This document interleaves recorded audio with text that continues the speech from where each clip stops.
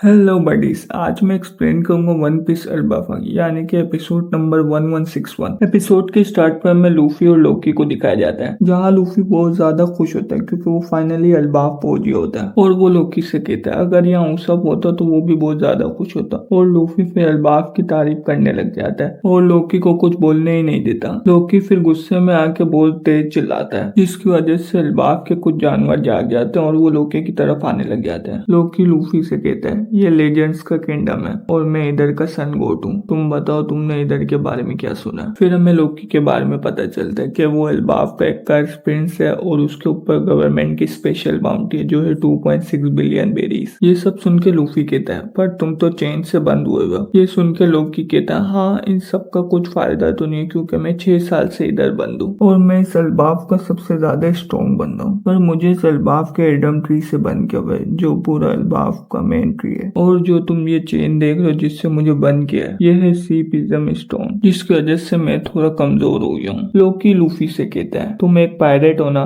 तो क्या तुम इस चेन की चाबी ला सकते हो? अगर तुमने ऐसा कर दिया तो तुम किसी भी पायरेट क्रू का नाम लोगे तो मैं उस पूरे पायरेट क्रू को खत्म कर दूंगा। लेकिन लूफी कहीं और देख रहा होता है तो लोकी कहता है अभी हम लोग जहाँ है वो अल्बाफ का अंडरवर्ल्ड है और इधर कोई भी आना नहीं चाहता क्योंकि ये एक अल्बाफ का प्रिजन है। जो भी ऊपर क्राइम करता है उसे नीचे अंडरवर्ल्ड पे फेंक दिया जाता है और इधर सूरज की रोशनी भी नहीं आती। फिर हम देखते हैं कि लोकी और लूफी के सामने 5 जायंट मॉन्स्टर आ जाते हैं और लोकी लूफी से कहता है अगर तुमने मेरी बात नहीं मानी तो ये सब तुम्हें मार के खा जाएंगे। और हम लूफी को देखते हैं जो मुस्कुरा रहा होता है। फिर हमें कुछ इंसानों को दिखाया जाता है जिन्होंने काले कपड़े, अपने मुंह पे मास्क, मुंह पूरा छुपाया हुआ होता है और हाथों पे तलवारें होती है। वो फिर लोकी के पास आते हैं और कहते हैं आप इतना गुस्सा क्यों करते हैं, एक बच्चा ही तो है, आप कहे तो हम इसको मार दें। उनमें से एक बंदा कहता है हमें हर किसी से लड़ना नहीं चाहिए क्योंकि इधर अभी अल्बाफ में रेड हेड पायरेट शेंक्स भी आया था। शेंक्स का नाम सुन के लूफी हैरान हो जाता है और कहता है तुम लोगों ने अभी क्या कहा। फिर हम लूफी को देखते हैं जिसे सारे जायंट मॉन्स्टर प्यार कर रहे होते हैं और लूफी फिर लोकी के पास जाता है और कहता है क्या इधर शेंक्स आया था? लोकी फिर मुस्कुराते हुए कहता है वो तो बहुत बुरा पायरेट है। लूफी ये सुनते ही सर गियर 3 में ट्रांसफॉर्म होता है, लोकी को एक मुक्का मारता है पर लोकी कैसे भी करके अपनी गर्दन साइड में करके बच जाता है और कहता है मैं तो मजाक कर रहा था लूफी, और मैं तो हिल भी नहीं सकता।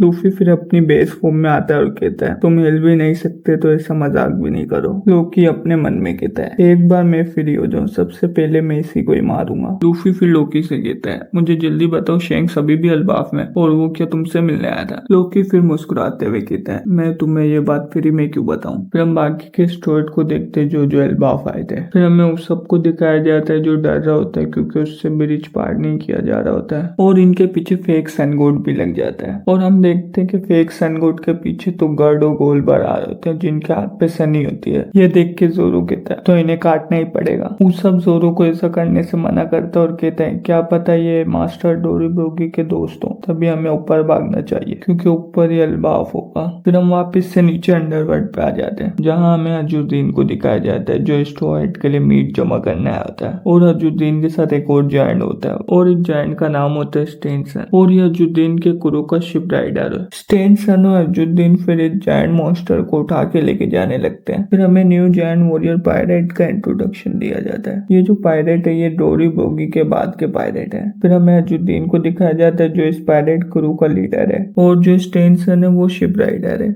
और जो रूडो यानी कि फेक सनगोट वो इनकी शिप का नेविगेटर है और जो गोल्डबर है वो इनकी शिप का कुक है और इनके क्रू का लास्ट मेंबर है गार्ड जो डॉक्टर है। फिर हम डोरीब्रोगी की शिप देखते हैं जहाँ ब्रूक ने रोबिन के हेयर कट किए होते हैं। ये हेयर कट रोबिन के पास के हेयर कट की तरह है जब रोबिन छोटी थी। डोरीब्रोगी कहते हैं तुमने ये हेयर कट साउल के लिए कटवाना, जब तुम पहली बार साउल से मिली थी तो इस हेयर कट में मिली थी और तुम अभी भी उससे इसी हेयर कट में मिल रहे हो, वो तुम्हें देख के खुश हो जाएगा। और हम देखते हैं फाइनली ये सब भी अल्बाफ पहुंच जाते हैं। फिर हम एक जायंट लेडी को देखते हैं जो कहती है कि मिस्टर साउल कोलैप्स कर गए यानी कि वो हिल नहीं रहे और इसी सीन में ये एपिसोड एंड हो जाती है। उम्मीद करता हूँ आपको वीडियो अच्छी लगी होगी। अच्छी लगी है तो लाइक करें, शेयर करें। अगर आप इस चैनल पे नए हैं तो सब्सक्राइब करें। मैं मिलता हूँ आपसे अगली वीडियो में, जब तक के लिए सवनारा।